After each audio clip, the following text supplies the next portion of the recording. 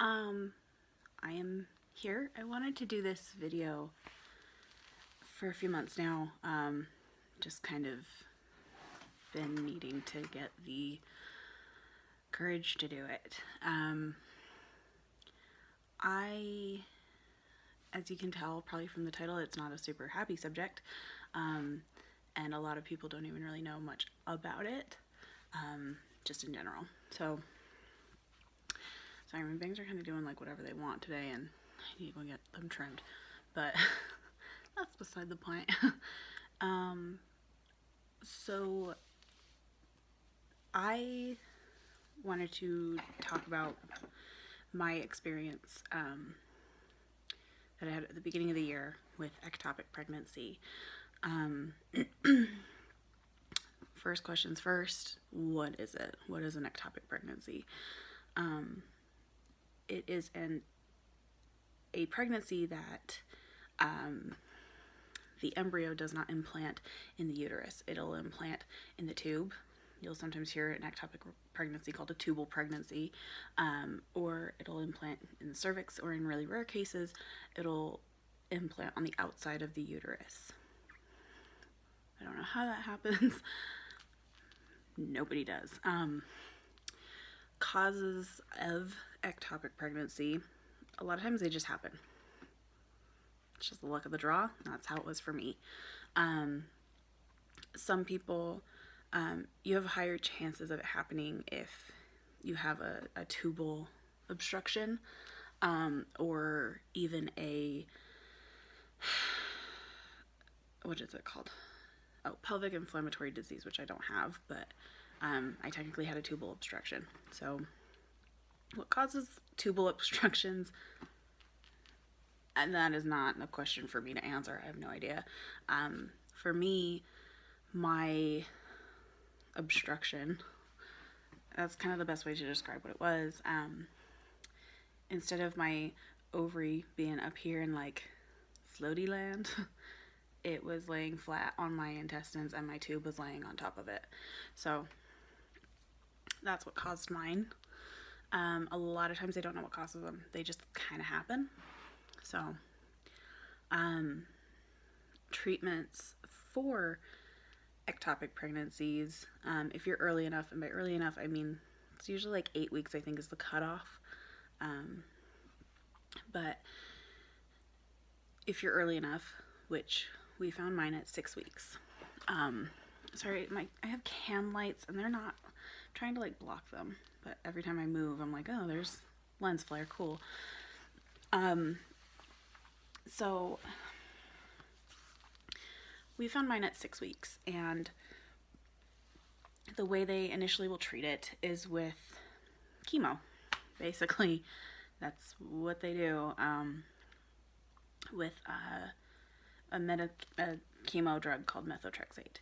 And what it does is it stops fast growing cells from growing, and then you basically just, it dissolves into your system or something. I don't know all of the mumbo jumbo behind it. And for most people it works. Ectopic pregnancies are pretty rare in general. It's like 1 out of 100 pregnancies or so. So it's kind of rare. And then with methotrexate, it works on about 90% of those pregnancies, of ectopic pregnancies. I'm in the rare part again. And I had to have surgery. So let's start at the beginning of this year, because it's kind of the best place to start, right? My husband and I had decided like we wanted to try to have a kid. And I got pregnant very quickly. I hadn't even been off of my birth control 1 full cycle, and I was pregnant. So, fertile myrtle. We were really excited. We found out like the day that I was supposed to start my period, and that's just because I track everything, and I wasn't having the like PMSy type of symptoms or anything. Like I felt pretty normal. I had some heartburn. That was kind of it, which I don't get heartburn super often. So, you know, we were excited. I mean, 4 weeks along, and we, you know, kind of started planning shit. Like, we're gonna be parents at the end of the year. My due date was October 13th, so that's kind of why I'm putting this up now, is it's close to my due date, and I've been struggling a lot with depression because of this incident. So about a week after I found out I was pregnant, I started to spot a little bit.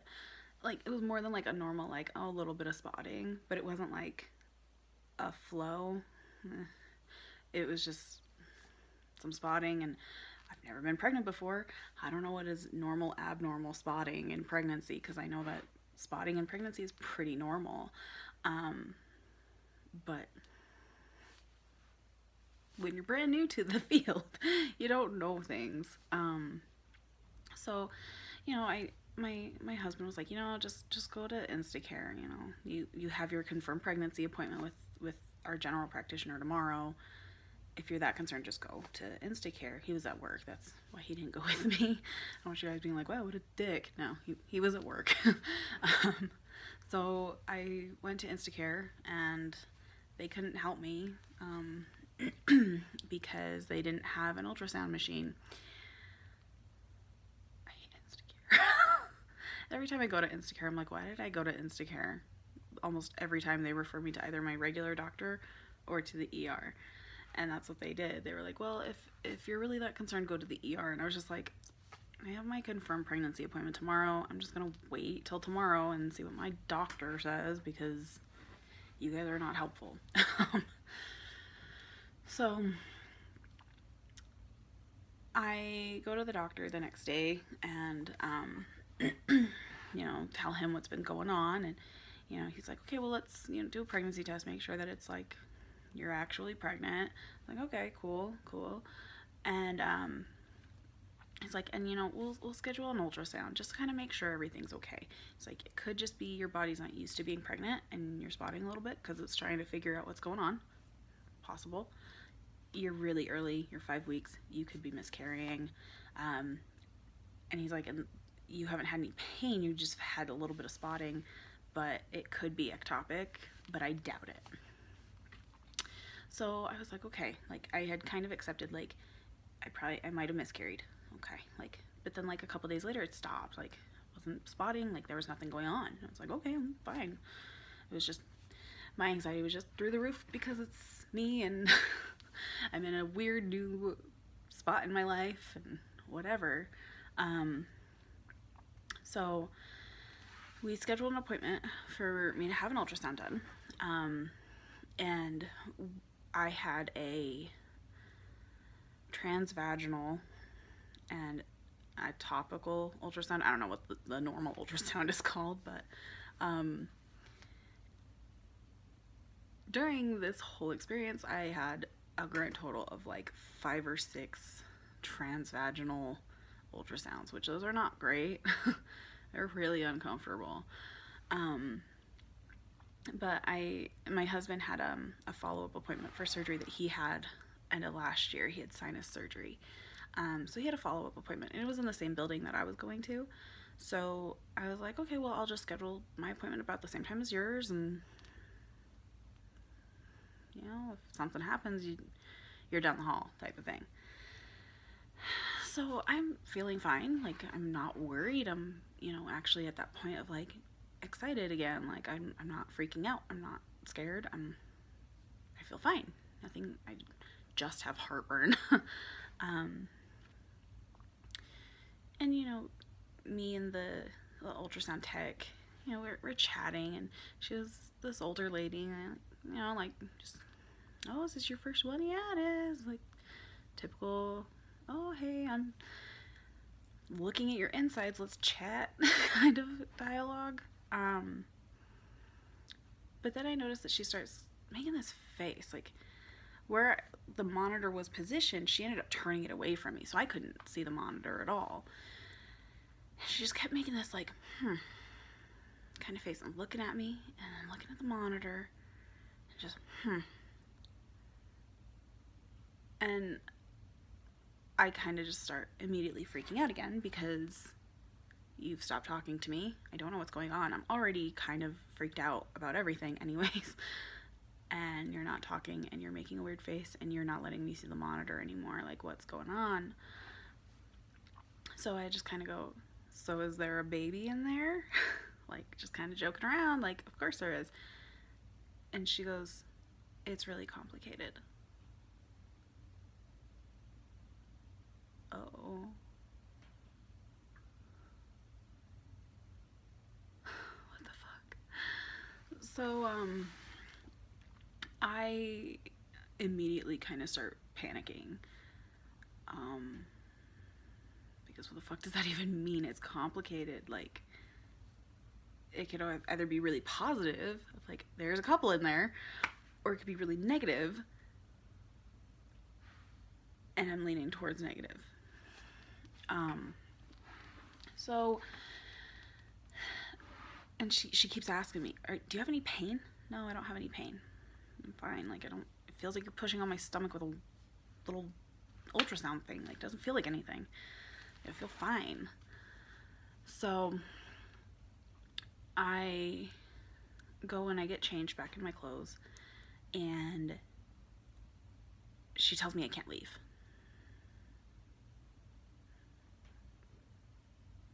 I can't leave? You can't leave until somebody comes and talks to you. What? Like, okay. So in my head, I automatically know it's bad. It's very bad. So I text my husband. I'm like, you need to get down to the x-ray department, like ASAP. Like, something's wrong. Something's very wrong. I don't know what, but it's bad. So we wait. And we wait. About half hour or so before I'm called back again. And I'm handed off to some random nurse, male nurse, medical assistant, whatever you want to call them. And I'm told to just follow him. Okay. So, like, I am freaking out. Like, I've already been crying because I know it's bad. I just know that something bad is happening. So we get led to this tiny office at the end of the hallway. It is, like, you know those, like, detective desks from, like, crime shows? The big metal ones? It was big enough to have one of those in there, and a folding chair, and then a random, like, plastic school chair type of thing. You know what I'm talking about? That was it. Had a flickering light bulb. Like, it was the most depressing thing I've ever seen in my life. And I'm handed the phone receiver and told, your doctor's on the phone, he wants to talk to you.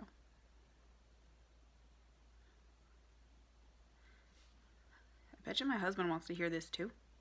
But okay, so I just kind of take the phone because I don't know what else to do. Like, I don't know how to do anything anymore. Like, I'm just numb to everything at this point. And it's my general practitioner, and he tells me, I'm really sorry, but it is ectopic. It is not viable. We have to terminate it. And I lose it. And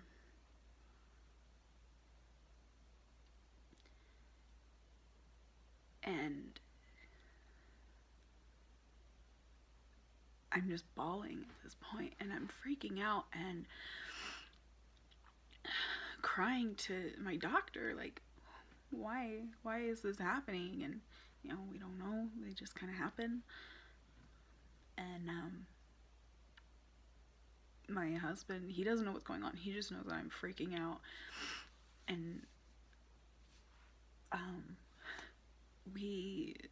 I get off the phone with my doctor, and he's like, I'm gonna call around, find you an OB that you can see today, so we can get this ball moving. And I remember just sitting in this office and just yelling and freaking out and being pissed and wanting to throw things, and there's nothing for me to throw because there's nothing in this office, and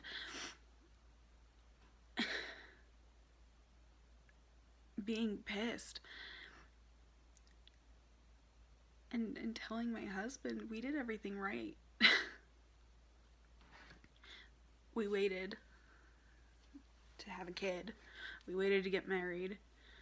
Like, we've gotten our shit together for the most part. Like, we did everything right. I've been going to therapy, and I've been taking my meds, and I've been, doing all of the, like, pre-pregnancy things that you're supposed to do, especially when you have bipolar disorder. And it didn't matter. I cried so much that I didn't go to work for 2 days. I just couldn't. I didn't care. And I just had no energy to deal with anything. So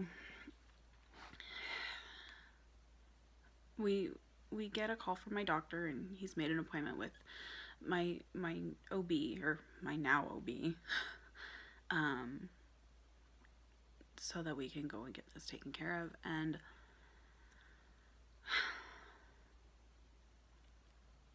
I cried the whole drive to his office. I cried the whole day. And we're in the waiting room, and I'm having to fill out all this stupid paperwork, and I feel like in certain instances, they shouldn't necessarily require you to fill out paperwork that minute. Give you a day or two to fill it out. But whatever. So we get called back, and I'm just letting my husband deal with everything. I can't do it. I can't even look at the doctor. I can't even. Nothing feels real at that point. And he pulls up my ultrasound, and he goes, yeah, so there's your baby. And I just started crying. He's like, and this is like, kind of pointed out, it doesn't look like anything. Ultrasounds don't look like shit. Until it's like, until it actually kind of looks like something, it doesn't look like anything. It's a black spot with another random littler black spot. Like, the fuck is this? But he's, telling us, this is this, and kind of telling us, like, all about it, and, I'm not even paying attention. I'm just sitting there and just staring at the keyboard. I don't even know why it was the keyboard. Like, I was just kind of like, what was my line of vision? And that's where I looked. So we have an appointment later that day, to get a round of methotrexate. And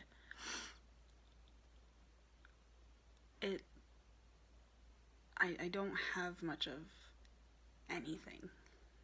Like, I felt like a fraud, because we had to go to a cancer center to do this, because it's chemotherapy. So I felt like a fraud for being there. Like, I'm not there because I have cancer. I'm there because my kid didn't want to be born.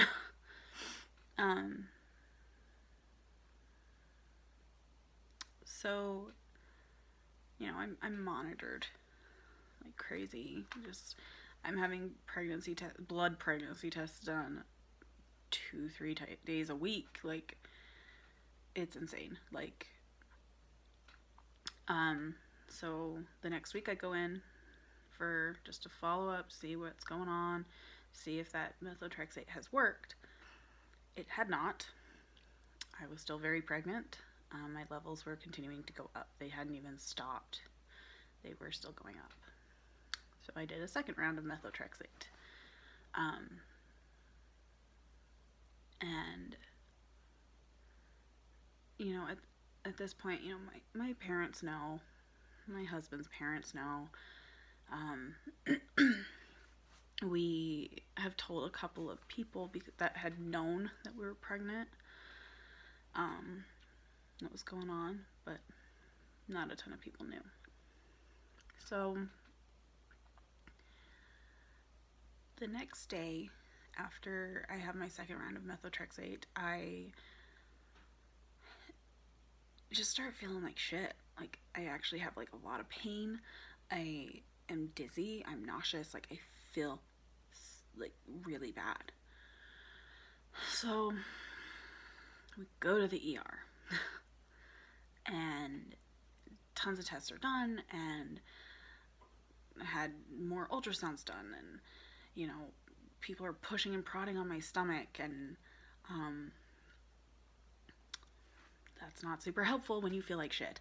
So they kind of come to the conclusion that my tube isn't ruptured. It's still fine. It's still there. But the methotrexate is actually taking effect, and it's starting to break down the embryo. Okay. That's probably why you feel sick. You know, we're going to say that you need to take like a week off from work just so that you can heal and feel better. Okay, that's fine. So I ended up a couple days later having horrific period cramps. And I don't get those. I'm that weird, annoying person that's like, they don't exist really for me. Like, I get them, but they're not obnoxious and bad. They're just like, ugh, I don't feel great. I could not move. I was just in so much pain. And I have never had, and this is gross, had such a heavy flow of a period in my life. But we were told, you know, like, that's gonna happen because you're getting rid of it. Okay, so I just feel like crap. I am literally asleep for like 20 hours a day. Like, I just feel awful. So I'm finally like, I'm feeling better, and I've kind of gotten to the point of like, okay, it's gone. Like, my hormone levels have plummeted to like almost nothing. Like, they went from in the thousands to a couple of hundred. Like, so it's like my hormone levels are really low, so it's getting rid of things.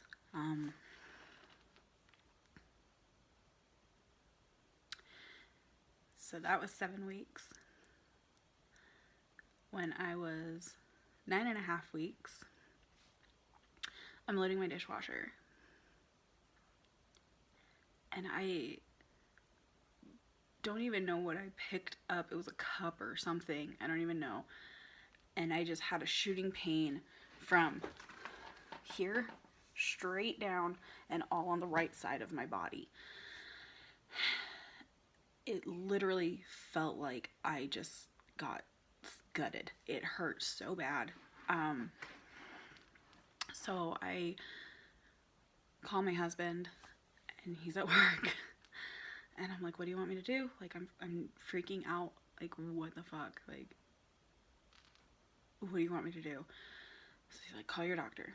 See what they want you to do. He's like, I can't leave work. I'm with a client right now. So, you know, if I need to, like, if something changes, let me know and I'll leave. It's like, okay. So I call my doctor, and they're like, that doesn't sound good.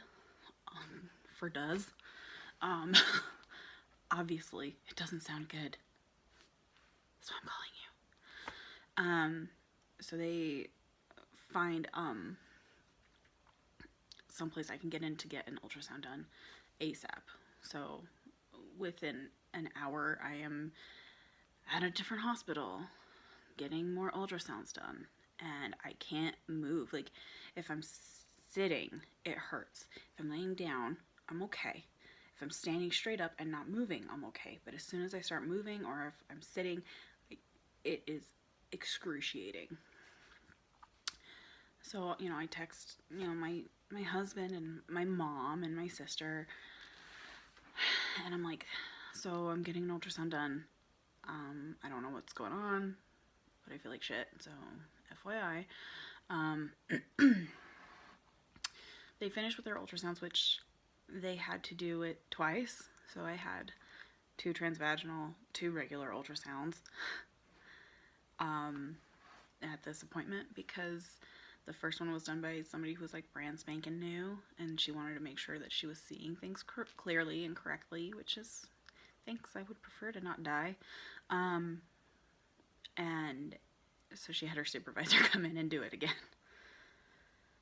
which I was crying during this because, they couldn't find my ovary. They couldn't find my tube.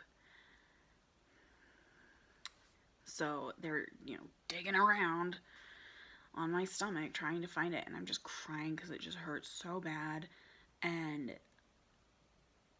they finally, they're like, okay, well, we're gonna go talk to the doctor, get dressed, and we'll come back.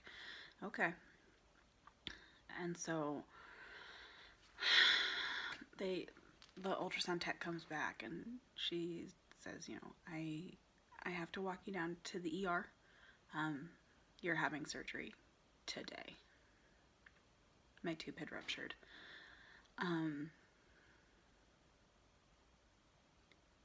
I just started laughing. I didn't have any other reaction. I just started to laugh because it was just comical at this point.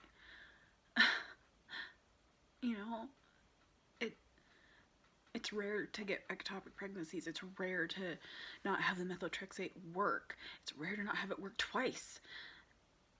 And here I am. And I just started laughing. I was like, of course. Of course. So I call my husband, and I tell him where I am, and I tell him he needs to get there ASAP. I text my parents, and, text my family, and I tell him to text his family, like I texted, I think, his sister. And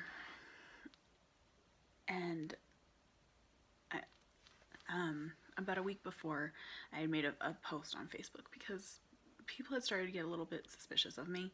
I'm pretty active on Facebook, for one, and for two, like,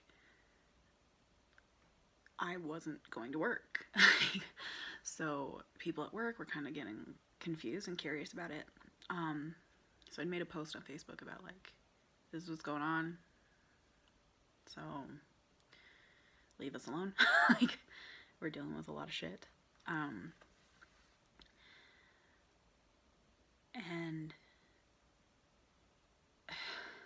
we ended up, so I go and I get registered into the ER.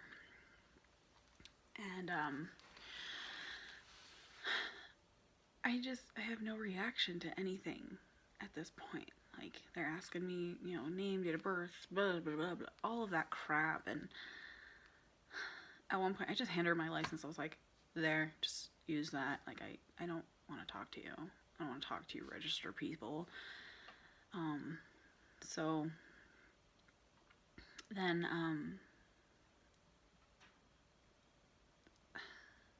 I'm alone.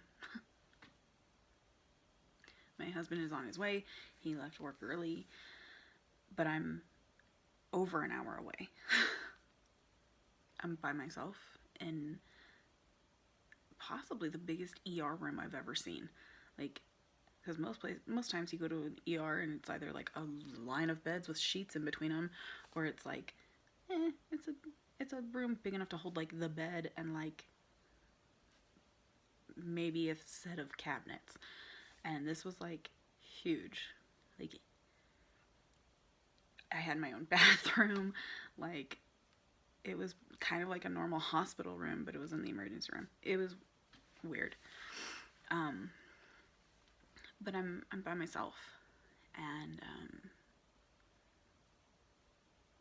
I like don't know how to think at that point, and I felt so bad for this phlebotomist. He was this sweet, like 20-something-year-old kid, and I am answering the questions that the ER nurse has for me, like, you know, when was your last period? How far along are you? Is this your first pregnancy? All of those types of things. And I tell him, oh, it's my first pregnancy. The phlebotomist, he's working on my arm, and he goes, oh my goodness, that's so great, congratulations. And I just look at him, and I'm not mad. He doesn't know. But I just go, honey, that's why I'm here. Today's not a day to congratulate. I wasn't mad. I was like, you're okay. Like, you didn't know. He left. He didn't even get all of the samples he needed. He ended up sending in somebody else because he felt so bad. And I was just like, I'm glad you were happy for me. You know, they put you on a ton of morphine when this happens, by the way. So what I can feel, I like have no reaction to it. My husband shows up and I've been crying to the ER doctors, 'cause I'm just done. And all of my siblings that live here were like, do you need us? Do you want us there? Which was weird. I've never had that. I've kind of always been the kid that's kind of left alone. There's 8 of us, so it's not that I was left alone. It was just kind of like, it was always if you need me, let me know. I'll see what I can do. But it's like, most of my siblings were just like, what do you need? Like, do you want us there? We'll be there. So I didn't have any of them come. My parents showed up. My in-laws did. And my brother-in-law did. Mostly to hang out with my husband, which was really sweet. I think he saw my butt because I'm in a hospital gown and I can't have anything to eat or drink, but I have to pee every like 20 minutes because I'm getting so many fluids. I'm super high on morphine. But I remember going in for surgery, and you know, they're telling us, you know, this is what we're gonna do. And so when you go in for surgery, the one that I had, I don't know if they do other ones, I'm sure they do, depending on the severity of it. I had a laparoscopic procedure done. I don't know what the name of it is, but they went in through my belly button, about 2 inches below my belly button, but about 4 inches to the side on my left side, and then about 5 inches below my belly button, like directly below my belly button. And the anesthesiologist is telling us, you know, hey, so this is what you can expect coming out of anesthesia. These are the rare side effects. And I just go, I'm gonna stop you right there because I'm high as fuck at this point. I've had morphine for a couple of hours. And I was just like, if it's rare, I don't want to hear about it. I'm already the rare one. Like, I already have hit 2 rare things. I don't need to hit a 3rd. So, sorry, I have a drink here. I go in for surgery, and,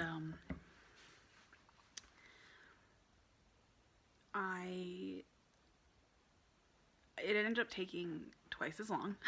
It should have been only about 45 minutes to an hour, and I came out almost 2 hours later. I wouldn't wake up from anesthesia, because by the time I had finally gone in for surgery, I had been up 22 and a half hours. because I had gone to work, and I work at 1 o'clock in the morning, and it was 9:30, almost 10, when I finally went in for surgery, and I didn't get out until midnight or after. So they were really concerned about that because I wasn't waking up. Like, I would wake up enough to be like, I'm awake, and then fall back asleep because I was exhausted. And like, my family was like, she just got, like, she works at 1 in the morning. Like, she's been up almost 24 hours at this point, and you literally put her in a coma. Like, and she's hard to wake up even on a normal day. So they told us before I went in for surgery that if the tube was able to be repaired, they would repair it. They weren't sure how bad of a rupture it was until they got in. And that's weird. Like, it's weird. I remember my husband telling me what they did, and I just was like, none of the words you said made any sense to me. Like, everything was just garbled, and just, it didn't register what any of it was even said. Like, seriously, it was a completely different language in my head because I was so tired, and I was still on a bunch of drugs, and my tube was shattered. It was just gone. So they could not repair it. So I have both of my ovaries, but only one tube. And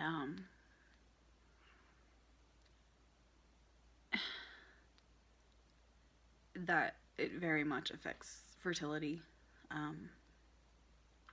In general, it just will.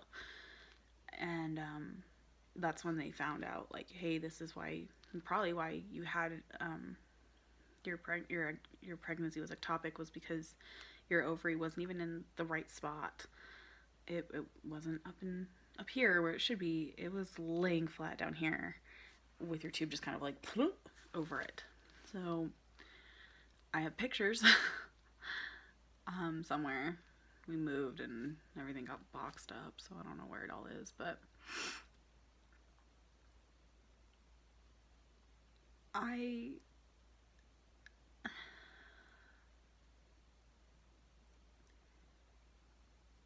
looked at those pictures a lot because that was the only time I got to see my baby. And we wanted that baby. We wanted that pregnancy. We wanted everything that was supposed to come with it.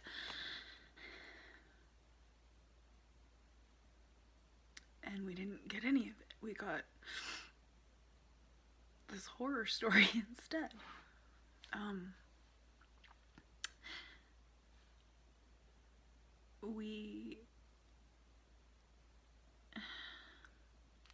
When I found out I had this, I went looking for other people's stories. I needed to have someone else's story and see what other people have experienced.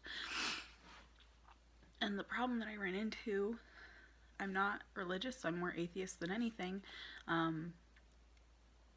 is that so many of these people who wrote blogs or whatever would thank God for still being alive, for whatever they, and that's not something I needed, that's not what I wanted. That's really kind of one of my big reasons for doing this, is I didn't have what I needed. I don't care about what God's plan is.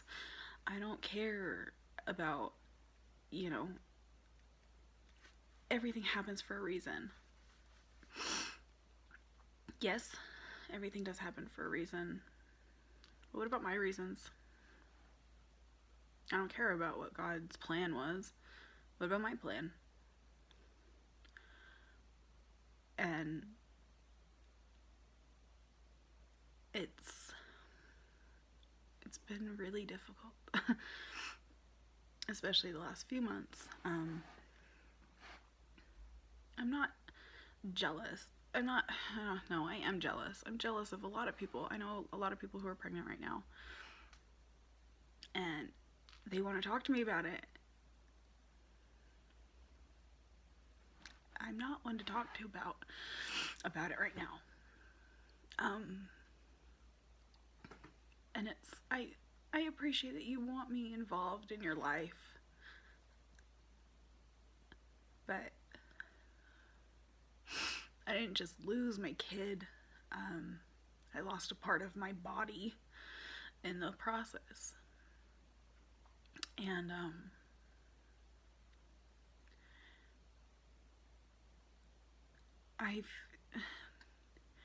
I'm not mad at people that I know who are pregnant. I'm not mad at them. I'm just really sad for myself.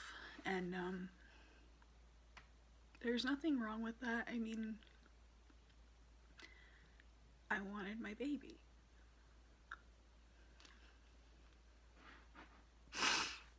And I ended up at one point telling my therapist that I feel like I'm days away from having a complete breakdown. Because I just was so done. I know of about 7 or 8 people who are pregnant right now. And they're not having any problems at all. How is that fair? And I get life isn't fair, and that's fine, but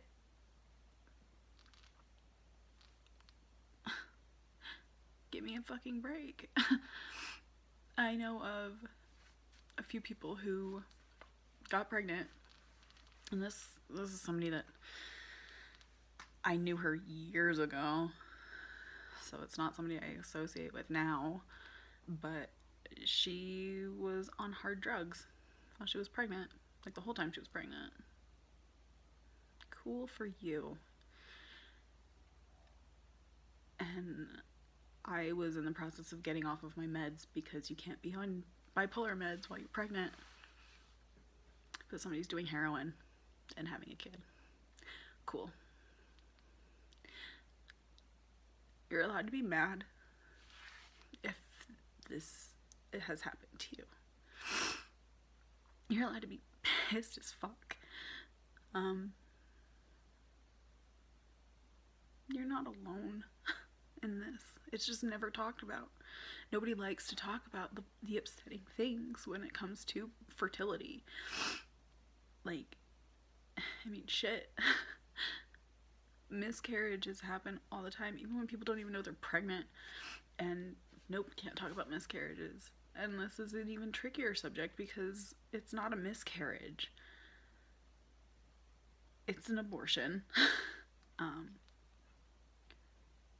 A medical necessity one.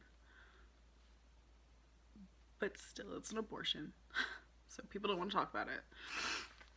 I know so many people who didn't even know what it was. When I told people what was going on, they were like, I've never even heard of that term. That's ridiculous to me. We need to talk about this. Like, and the only reason why I knew about it was I know somebody who's had one. So, and I didn't even really know that much about it. It was just it was not a viable pregnancy. It wasn't in the uterus. Okay, I don't understand how that works, but okay. But, you're not alone if this has happened to you. And, talk about it. Talk about it to anybody who will listen, and that's who you know your support system is. I am able to talk about this with a few people in my life, including my husband, and, he doesn't get it. He tries. So, I mean, and that's the thing, unless it's happened personally to you, you don't get it. You don't. But if somebody is trying to understand, just let them be there for you. Don't be alone. Because that's what I did. For the first few months, I like just kind of stopped talking to people. I had very little to do with anybody. I just pulled away from everyone. Don't do that. Talk to people. Get into therapy if you need it. And again, this is what I did because I was just so pissed and I was so angry at everything. Don't be mad at people if they say things that are against what you believe. I was annoyed because I kept hearing, well, at least you can get pregnant. That's a horrible thing to say to anybody, by the way. Just, that's a horrible. But I also heard a lot like, well, God still loves you, and this was just part of his plan. I would be so pissed about that. Because it was just one of those, like, why would... If this was your kid, would you feel that way? Who knows? But, just know that you're not alone. And that, you know, this is far more common than people want to believe it to be. And if you need help, you need help. And honestly, sometimes anxiety is a good thing. Like, if I just had a wait and see attitude about this whole thing, I could have died. And that's, you literally can die from an ectopic pregnancy because your tube will rupture and you have internal bleeding. I read stories of people who waited like over a week before they went to the doctor, and I was like, it happened the same day. Like, I went the same day, and they're like, whoa, this is bad. Like, how are you waiting days? Like, that's just me not understanding things.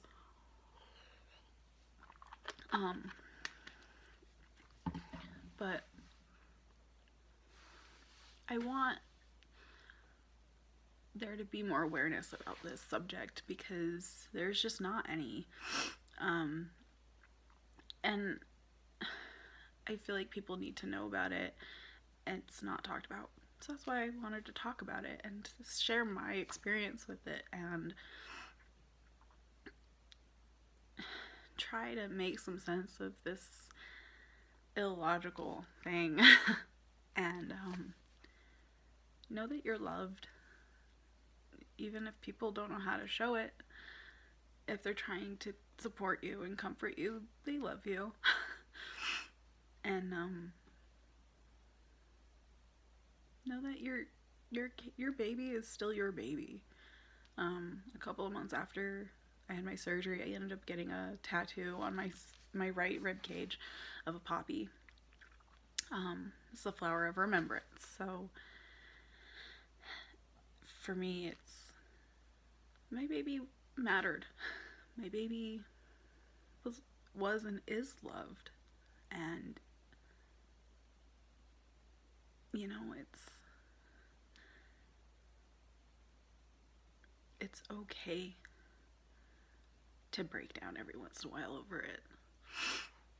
I do it regularly still. So yeah, I mean, let's try to share or spread the word about this because it's an actual problem. People literally die from this, and it's not talked about, and that's not okay in my book. If this has happened to you, do something to memorialize your baby. That's what I had to do to kind of start to step forward. You know, just reach out to people and talk to them and care about yourself, especially with stuff like this, that there's no rhyme or reason for it to happen. Just don't treat yourself like shit over it. That's what I had to learn. I hope that somebody found this helpful and informative in some way. So yeah, thank you for watching. I hope you have a good day. We'll see you later maybe. Okay, Bye.